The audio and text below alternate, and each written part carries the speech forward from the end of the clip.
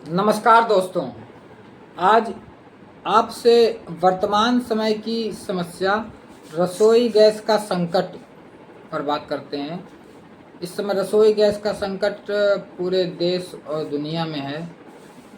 ये एक आपदा जैसी स्थिति है और इस आपदा को यदि हम अवसर की तरह लें तो हमारे स्वास्थ्य के लिए, हमारी बीमारियों के लिए बहुत ही अच्छा होगा।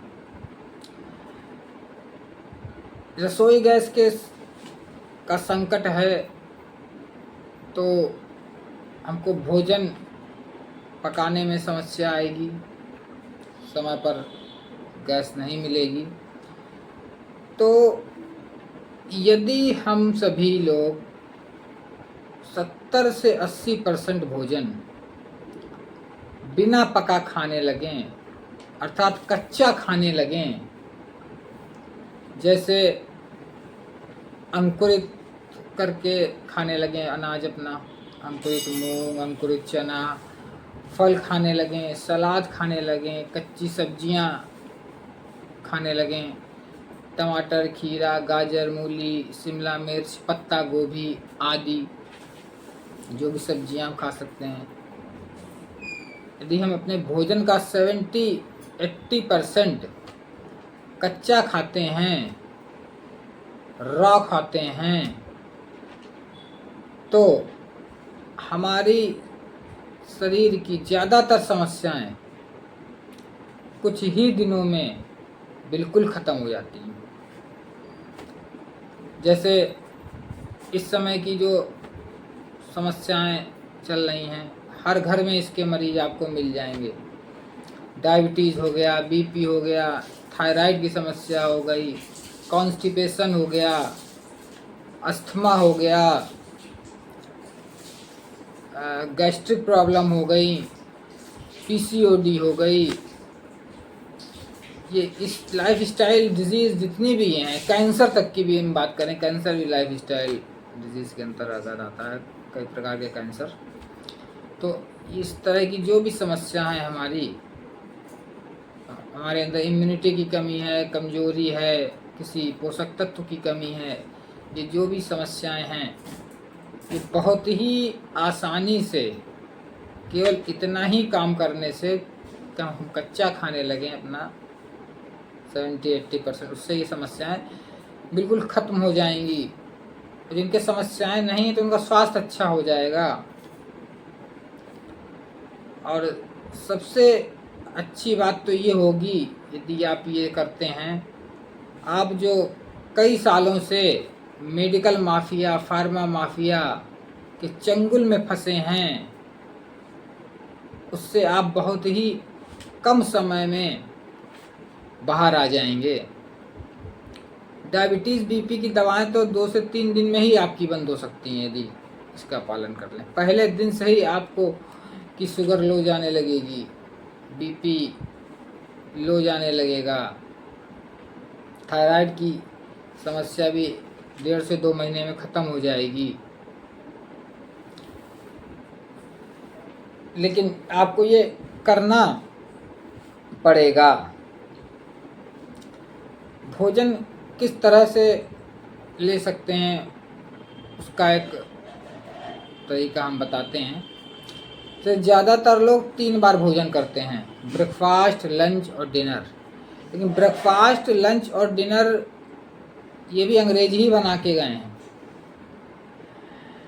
हमारे भारत की संस्कृति केवल 2 जून के भोजन की रही है।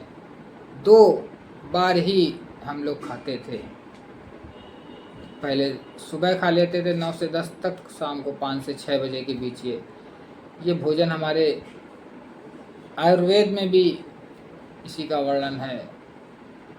और पहले लोग खाते भी 2 ही बार थे। लेकिन जब से ये अंग्रेज आ गए, ब्रेकफास्ट, लंच डिनर बना गए, 3 बार शुरुआत करा दी इन्होंने खाने की। और अब तो लोग 6-6 बार खाते हैं। तो इतना ज़्यादा फूड अपने अंदर इंसल्ट करते हैं। आजकल सबसे बड़ा जो बीमारी का कारण है वो यही है। आजकल बिन खाए कोई नहीं मरता, सब खाने से ही मरते हैं।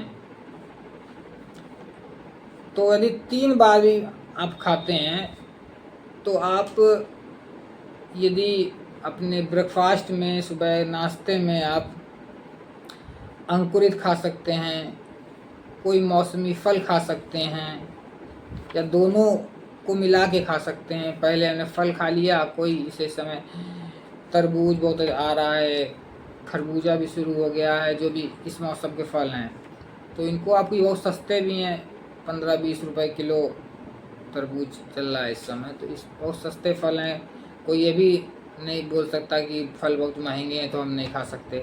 तो आप एक तरबूज खा लें, थोड़ा सा अंकुरित अनाज खा लें, उसमें टमाटर प्याज अपना सब मिला के, नींबू वेबू बेहतरीन सा, बहुत अच्छा आपका भोजन हो जाएगा और सारे पोषक तत्व आपको मिल जाएंगे। क्योंकि जो स्प्राउट होता है हमारे, उसमें लगभग सारे विटामिन्स और मिनरल्स होते हैं, किसी की कमी भी होगी तो वो भी पूरी हो जाएगी। स्प्राउट से अच्छा कोई ऐसा भोजन नहीं है जिसमें सारे पोषक तत्व हों। अच्छा प्रोटीन भी उसमें मिलेगा आपको, अच्छे विटामिन्स भी सारे मिलेंगे आपको, सारे मिनरल्स मिलेंगे। ये आप खाने लगेंगे तो फार्मा माफिया की ऐसे ही बैंड बज जाएगी। आपको फूड सप्लीमेंट नहीं लेने पड़ेंगे, विटामिन्स और मिनरल्स की टैबलेट्स नहीं लेनी पड़ेंगी, सारे इसमें मौजूद हैं क्योंकि स्प्राउट में। तो आप बहुत आसानी से ये करके फार्मा माफिया के चंगुल से बाहर आ जाएंगे। दोपहर में आप मान लीजिए सुबह आपने ये फल स्प्राउट खा लिया, दोपहर में आप सलाद खा सकते हैं, खीरा, टमाटर, गाजर, मूली, पत्ता गोभी, शिमला मिर्च, ये सब, ब्रोकली भी खा सकते हैं। ये सब मिला के आप थोड़ा थोड़ा खा लें, बहुत सस्ता चल रहा है, सारी चीज़ें कोई महंगी नहीं है। और शाम को 2 टाइम आपने कच्चा खा लिया, सुबह और दोपहर। शाम को आप कोशिश करें 6 बजे तक, बहुत जल्दी सूर्यास्त तक, या बहुत ज़्यादा 7 बज जाए, 7 बजे के बाद ना खाइएगा। तो आप हल्का सा पका भोजन शाम को ले लें, जो जिसमें कम से कम गैस लगे।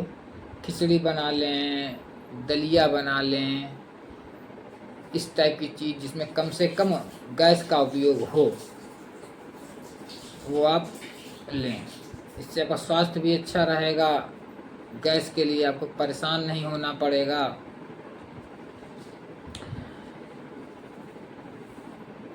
तो इतना ही करने से आपका स्वास्थ्य अच्छा भी हो जाएगा, आप मेडिकल माफिया के, फार्मा माफिया के चंगुल में फंसने से बच जाएंगे। तो इस आपदा को आप एक अवसर की तरह लीजिए, बिल्कुल परेशान मत होइए, और अपनी भारतीय संस्कृति को, अपने आयुर्वेद को के नियमों को अपनाइए और स्वस्थ रहिए। इसी के साथ साथ बहुत बहुत धन्यवाद आपका।